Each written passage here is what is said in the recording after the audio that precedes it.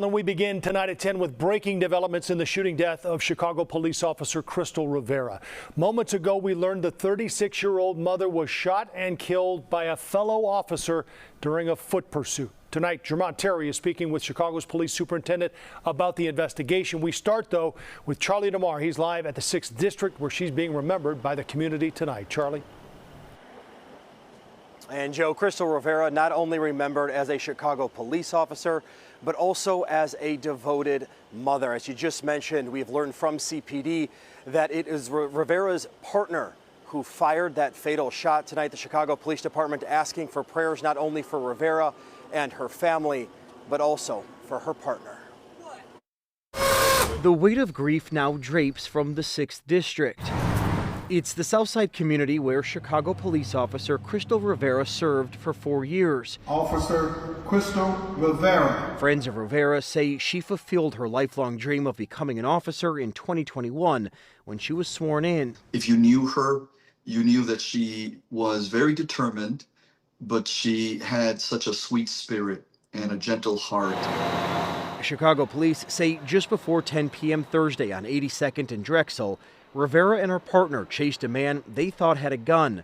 The suspect ran into a nearby building, up some stairs, and into an apartment. That's when police say a second person armed with a rifle pointed it in the officer's direction. One of the officers opened fire.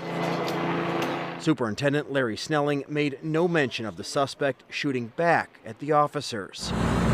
A procession lined the streets as Officer Rivera's body was taken to the Cook County Medical Examiner's office, who determined late Friday the 36-year-old officer was fatally shot in the back. They'll be able to determine by checking out the bullet that when the officer was shot with, what gun that came from, and that will determine whether or not it was the person with the rifle or perhaps it was one of the officers. Dr. Carrie Steiner, a former CPD officer turned police and public service psychologist, I started hearing from officers probably around 10:30. Says she is particularly concerned about the officers in the 6th District who are in mourning once again.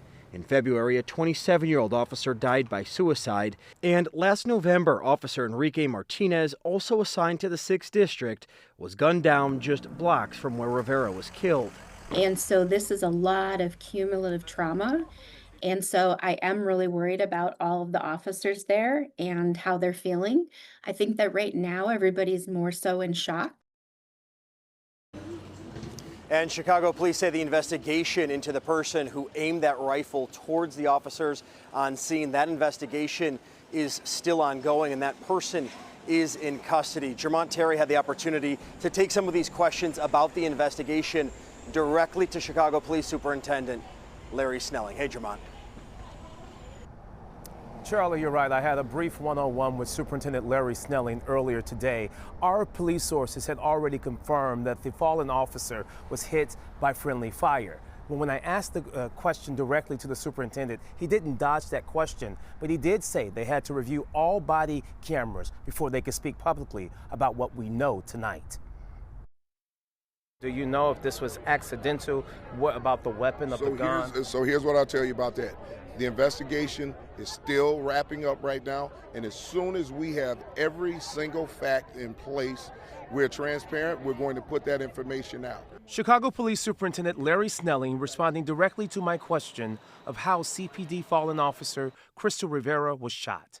After Officer Rivera and her partner chased a man into a building in the Chatham neighborhood. We fight for who? We fight for her! Despite a long and heartbreaking 24 hours, the superintendent, along with Mayor Brandon Johnson, still showed up to a rally in Bronzeville.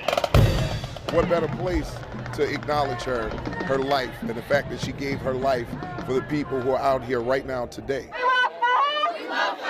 This group marched down King Drive to bring awareness of the unsolved cases of missing Black and brown women in Chicago. She was going after the bad people who were doing harm to others, and she wanted justice. She wanted justice for the people that you see standing and marching and walking out here right now today. Snelling says as the city and department mourn, it's just as important to remember the vow each officer takes to protect even when they are hurting. Chicago Police Department, these members are my family. And when we lose a family member, it's tough, it's hard. But those family members are resilient, they're tough, they will want you to keep moving on. Now, COPA is leading this ongoing investigation. Superintendent Snelling says as the investigation unfolds, the top priority tonight is the fallen officer's family, and now we know that also includes the partner who fired that shot.